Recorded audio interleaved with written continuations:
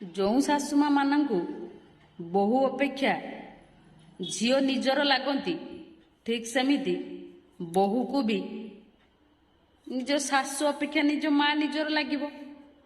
କିନ୍ତୁ କିଛି ଜଣ ଶାଶୁମା ମାନଙ୍କୁ କି କିଛି ଜଣ ଲୋକମାନଙ୍କୁ ଏ କଥାଟା ହଜମ ହୁଏନି।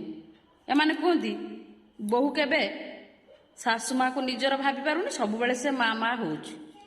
ଆଜ୍ଞା ମୋତେ ଗୋଟେ କଥା କୁହନ୍ତୁ, ଆପଣ କ'ଣ ଝିଅକୁ ଛାଡ଼ିକି କେବେ ବୋହୂ ବୋହୂ ହେଇଛନ୍ତି? ନାଇଁ ନା, ସବୁବେଳେ ସେଇ ଝିଅ ଝିଅ ଝିଅ ଝିଅ ଜପିଲେ। ତ ଆପଣ କେମିତି ଆଶା ରଖିପାରୁଛନ୍ତି ସିଏ ଆପଣଙ୍କୁ ନିଜ ମା ଭଳି ଦେଖିବ? ଆପଣ ତ ତାକୁ କେବେ ବି ନିଜ ଝିଅ ଭଳି ଦେଖିପାରି ନାହାନ୍ତି। ତ ତାଠୁ କେମିତି ଆପଣ ଆଶା ରଖିପାରୁଛନ୍ତି ସେ ଆପଣଙ୍କୁ ନିଜ ମା ଭଳି ଦେଖିବ?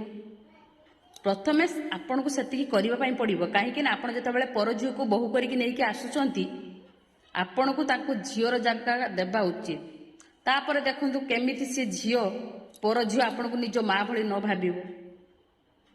ଆଉ ଆଉ ବିଶେଷ କରି ଏମିତି ଶାଶୁମାନେ ନା, ମାନେ ସେଇ ଖରାପ ଝିଅ, ଖରାପ ବୋହୂ, ପର ଝିଅ, ମାନେ ସେ ମାନେ ତା ବୋହୂର 14 ପୁରୁଷ ଉଧାରୁଥିବେ ତା ବାପ ଘର ବଂଶ ନେଇକି, ତା ସେ ବୋହୂର ନିନ୍ଦା ଅପବାଦ, କେତେ ତା ବିଷୟରେ ଆଲୋଚନା, କଟୁ କଥା।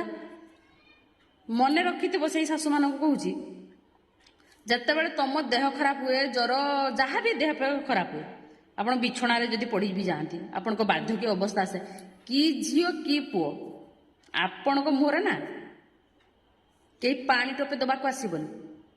ସେଇ ଯେଉଁ ପର ଝିଅର ଆପଣ ବଦନାମ କରୁଛନ୍ତି ନା, ସେଇ ଆପଣଙ୍କ ମୁହଁରେ ଆସିକି ପାଣି ଦେବ। ବୁଝିଲେ? କାହିଁକି ନା ଆପଣଙ୍କ ପୁଅ ଯିବ ବାହାରେ ରୋଜଗାର କରିବାକୁ, ସେ ତ ଆଉ ଘର ବସିକି ଆପଣମାନଙ୍କ ସେବା କରିବନି। ରୋଜଗାର କଲେ ଦି ପଇସା ଇନକମ୍ କଲେ ଯାଇକି ଘରେ ଖିଆପିଆ ଭଲ ମନ୍ଦ ସବୁ ହବ, ନହେଲେ ସିଏ ଘର ବସିଗଲେ ଘର ଚାଲିବ କେମିତି? ସିଏ ତ ରହିପାରିବନି। ଆଉ ବାକି ରହିଲା ଝିଅ, ସିଏ ବି ତା ଶାଶୁଘର ତା କାମ ଦାମରେ ବ୍ୟସ୍ତ। ଆଉ ରହିଲା କିଏ? ସେଇ ବୋହୂ।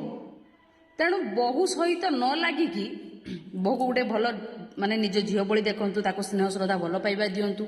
ଆଉ ସେ ଯଦି ଠିକ୍ ଝିଅ ବି ହେଇଥିବ, ଠିକ୍ ଆପଣଙ୍କୁ ନିଜ ବାପା ମା ଭଳି ଦେଖିବ। କାହିଁକି ଦେଖିବନି? କାହିଁକିନା ଗୋଟେ ଝିଅ ଯେତେବେଳେ ବାହା ହେଇକି ଆସେ, ସେ ଏଇ ଆଶାରେ ଆସେ ଯେ ସେମାନେ ବି ମୋ ବାପା ମା। କିନ୍ତୁ କିଛିଟା ଶାଶୁଙ୍କର ବ୍ୟବହାର ସେମାନଙ୍କୁ ଏଇ ମାନେ ଯୋଉଟା ଭାବିକି ଆସନ୍ତି ସେଟା ବିପରୀତ ହେଇଯାଏ। ତେଣୁ ସବୁବେଳେ ଗୋଟେ ପର ଝିଅକୁ ଦୋଷ ଦେବା ବନ୍ଦ କରନ୍ତୁ। ପ୍ରଥମେ ନିଜକୁ ଦେଖନ୍ତୁ, ନିଜେ କେତେ କ'ଣ ଠିକ କରୁଛନ୍ତି।